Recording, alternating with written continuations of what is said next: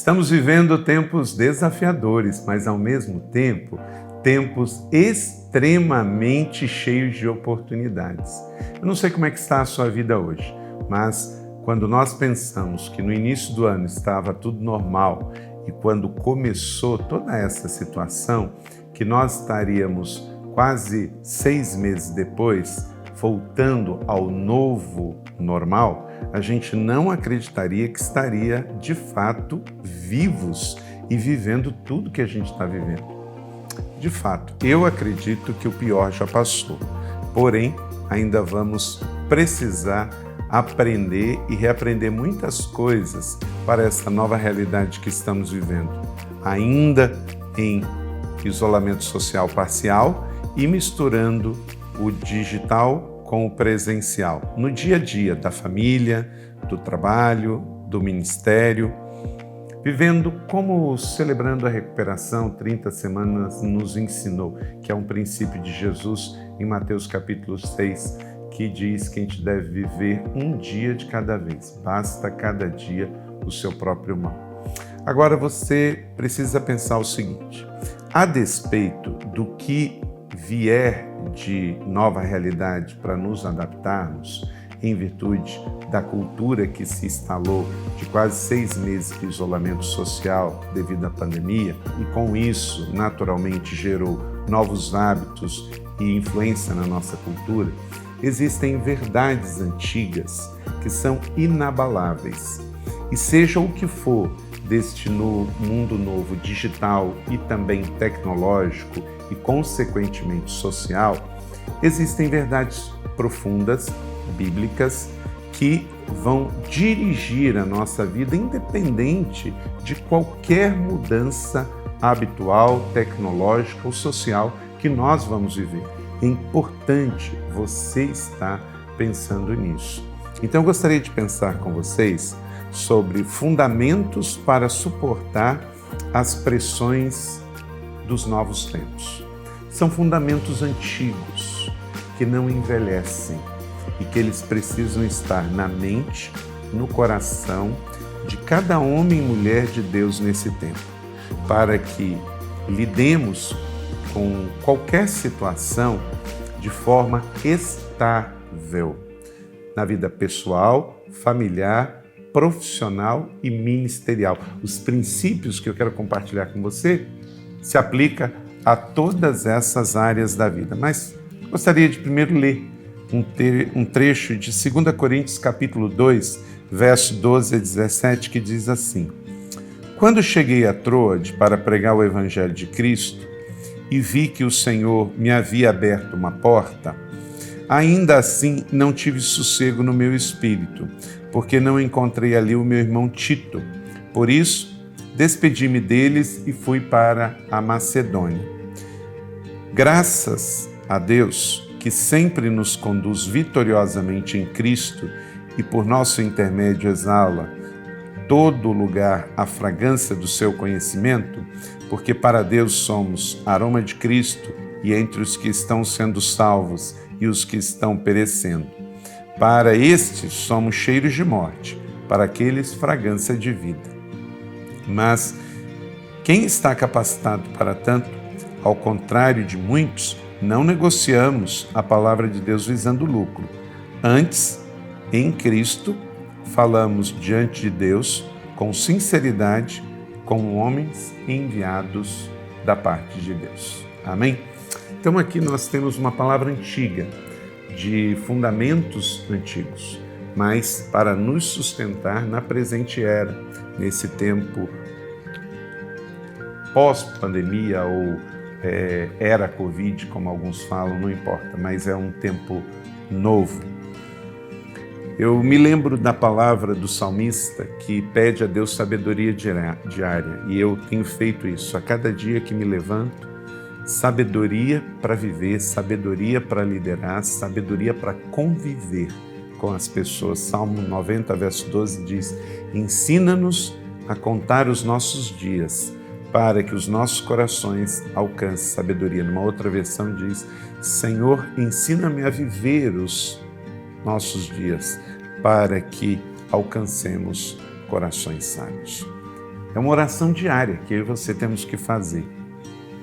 Porque você não tem que se preparar para viver. Você tem que se preparar para conviver também com situações que você não tem nenhum controle sobre isso.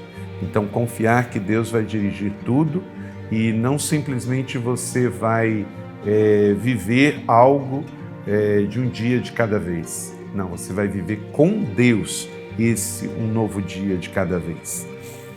E você precisa ser grande em atitude antes de ser famoso. Tem muita gente que quer ser famosa, mas se você for uma pessoa famosa sem ser grande primeiro, geralmente isso não dá certo. O Eve McManus diz o seguinte: seja grande antes de ser famoso, para não ser famoso sem ser grande.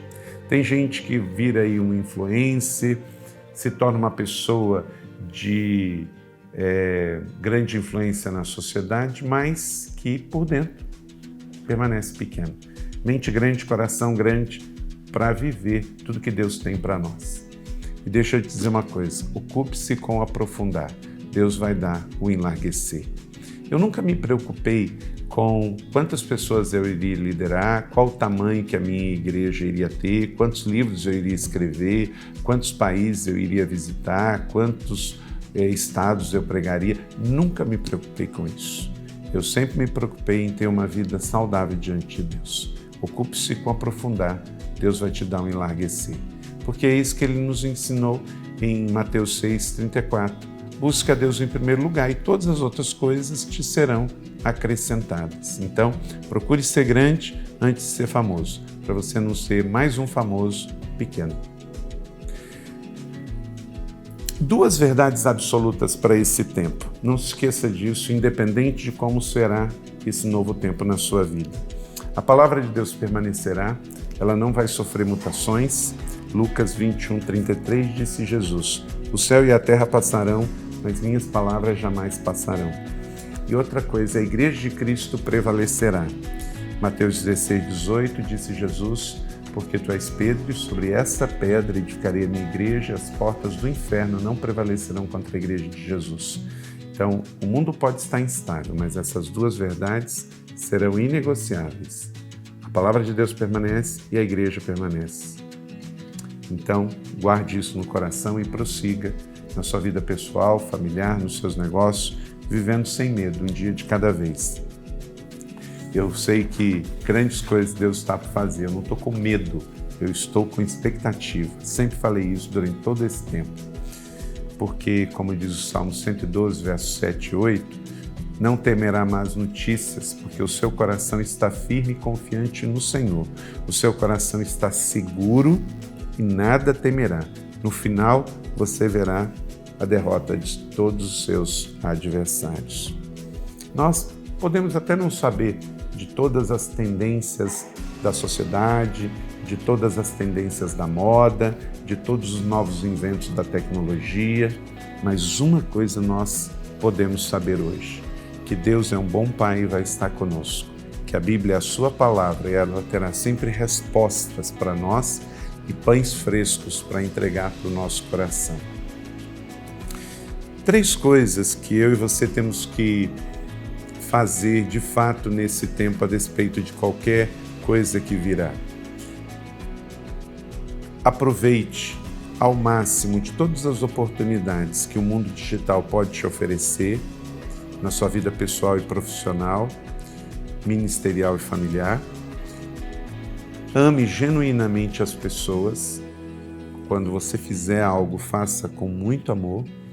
E terceiro, procure ajudar pessoas, porque tem muita gente que está em situação bem difícil e talvez isso é próximo a você, no seu condomínio, na sua vizinhança, na sua família. O mundo digital está aí, vamos desfrutá-lo e aproveitar as suas facilidades. Vamos amar as pessoas de todo o coração e vamos servir, sempre repartindo. Ninguém é tão pobre que não possa repartir algo. Reparta de si, do seu tempo, do seu recurso, da sua atenção e pessoas serão abençoadas. 4 fundamentos antigos para sustentar a sua vida e sua liderança nesse tempo. Primeiro, você deve ter sensibilidade espiritual. Como Paulo diz aqui nesse texto da segunda carta aos Coríntios, ele tem que saber fazer as leituras dos momentos, discernir as falas de Deus. Deus fala. Tudo na vida de um cristão, se ele prestar atenção, ele vai ouvir Deus falando. Então, olha só que coisa interessante. Paulo vai para a cidade de Troade, porque havia aberto uma porta para se pregar o evangelho lá. É óbvio que se abriu a porta e ele foi para lá, então ele ficaria lá pregando o evangelho. Mas ele teve um discernimento que não tinha que ficar ali. Paulo diz uma coisa muito importante: dentro do meu interior não houve descanso, não tive descanso no meu espírito. Se você está me ouvindo agora, você está com a sua alma ansiosa, preocupada, tensa, e você tem que tomar uma decisão, não tome, espere. A vontade de Deus é cheia de paz. Paulo não teve paz para fazer o óbvio, que ele foi lá para fazer isso. Então, desse mesmo modo, se você não está em paz, não feche aquele negócio, não compre, não venda, não mude, não saia, não diga sim, não diga não. Fique quieto, espere, busque uma palavra do céu, busque discernimento espiritual, não deixe a sua vida afoita por causa de uma resposta que você tem que dar, mas você está em paz. Liderar é tomar decisões, liderar a vida, liderar pessoas, né? Em certa ocasião, Abrão estava lá em Harã, atual Síria, perto do Iraque, e o Senhor o chamou para ir para Canaã. Gênesis 12:4 diz: E partiu Abrão, como o Senhor lhe ordenara, e foi com ele Ló, e Abrão tinha 75 anos de idade naquele tempo. Ele ouviu uma voz que ele nunca tinha ouvido, ele recebeu uma orientação que nunca tinha recebido, e Deus falou com ele para deixar tudo e ir para uma terra que ele nunca foi, a 800 quilômetros dali. Ele simplesmente ouviu, discerniu e obedeceu. E foi por causa disso que eu e você estamos aqui, porque todos somos filhos do pai Abraão. Por causa dele aconteceu Israel, por causa de Israel aconteceu a evangelização através de Cristo, de toda a Europa e o novo mundo que foi descoberto. O evangelho chegou até mim e a você aqui no novo mundo, porque Abraão disse sim. Discernir. Então, tudo se discerne espiritualmente, tudo é para o nosso crescimento. Então, com muita paz, serenidade, nesse tempo de retomada, escolha pedir a Deus discernimento espiritual. Esse é um antigo fundamento bíblico que Deus dá para todos nós para tomarmos decisões na presente era de forma efetiva, eficaz e eficiente, errando menos, tendo menos prejuízo. Um outro fundamento antigo, um quarto fundamento para sustentar a sua vida e sua liderança. Tenha satisfação em Jesus. Sua alma tem que estar farta, satisfeita. 2 Coríntios 2,14. Graças a Deus que nos faz triunfar em Cristo e por intermédio dele manifesta a doce fragrância do seu conhecimento. Satisfação. A vitória em Cristo não é uma probabilidade, é uma realidade, uma promessa de todos que amam o Senhor. Então, para minha vida, eu tenho 50 anos de idade, tenho 4 filhos, sou casado, vou fazer 28 anos de casado, pastorei uma igreja que nos últimos 23 anos saiu de 600 membros para quase 20 mil membros. Deus me deu uma caminhada de poder abençoar muitas pessoas, de conhecer muitas pessoas, de escrever livros, de construir um legado, de plantar igrejas, mas nada disso é a coisa mais importante. A coisa mais importante é você estar satisfeito em Deus. Não é mais uma viagem que vai te dar satisfação, não é mais um curso, não é mais um aumento, não é mais um prêmio, não é mais um feito. É você estar plenamente satisfeito em Jesus. É estar nele agradecido, é estar nele feito. E aí tudo que ele vai te permitir viver acrescenta em você alegria, mas não acrescenta em você satisfação. Você já está satisfeito, você já está pleno com Jesus. É o que Paulo disse em Filipenses 4,12, que não tem nada a ver com ter ou não ter. Ele disse, olha, eu sei passar necessidade, eu sei o que é ter fartura, eu aprendi o segredo de viver contente em toda e qualquer situação, seja bem alimentado ou com fome, tendo muito ou tendo necessidade. Está entendendo? Não tem a ver com material, não tem a ver com ter, não tem a ver com possuir, tem a ver com estar satisfeito em Jesus, momento a momento. Eu nunca perdi uma noite de sono pensando no crescimento da igreja, no crescimento do ministério. Deus fez. Eu sou grato por isso, mas eu estou satisfeito. Eu não estou mais satisfeito agora que a igreja é grande do que quando a igreja é pequena. Eu não estou mais satisfeito porque eu escrevi 30 livros do que quando eu escrevi o primeiro. Mais satisfeito agora do que no passado. Não, é uma paixão, é uma satisfação que se renova. Fyodor Dostoiévski, um escritor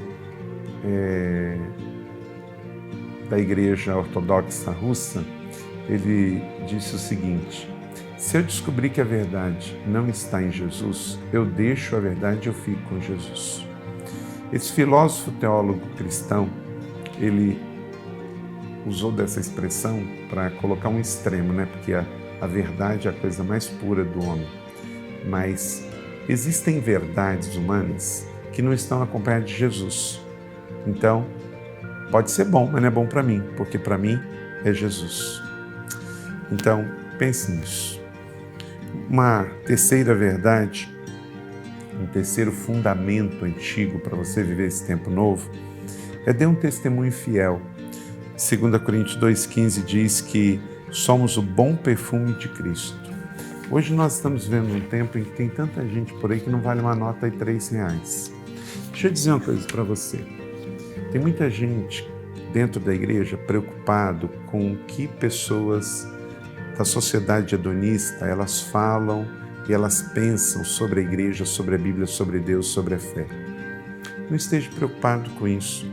Eu tenho certeza que o maior prejuízo para o avanço do Evangelho se passa não é com hedonistas que não conhecem a Deus e não têm o que oferecer. A alma deles está gritando, muitos deles estão gritando de orfandade.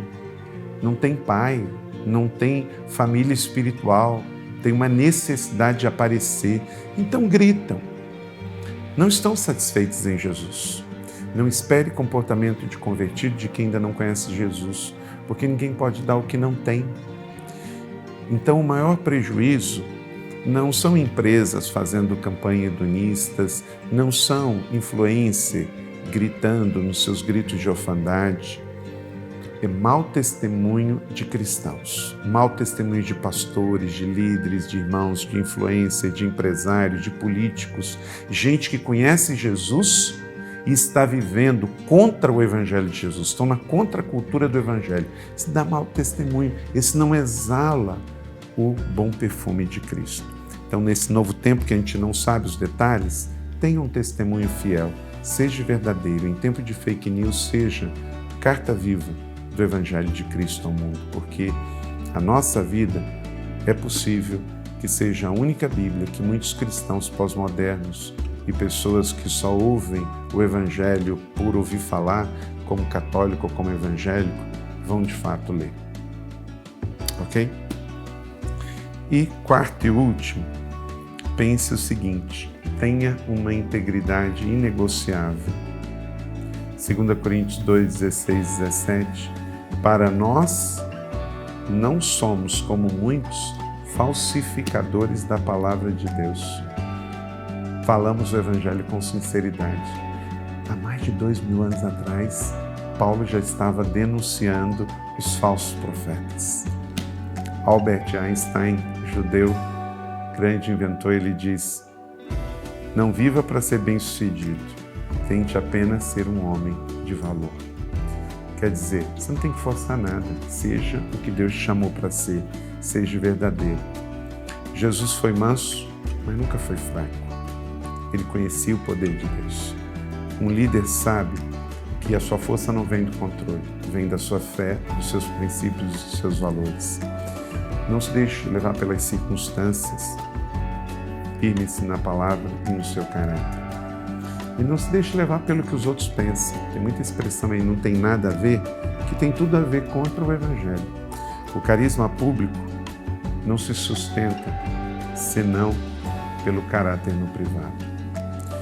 Então, como diz Jó 1:1, e eu quero concluir aqui, havia um homem na terra de Uz, cujo nome era Jó, e este era íntegro, reto, temente a Deus, que se desviava do mal.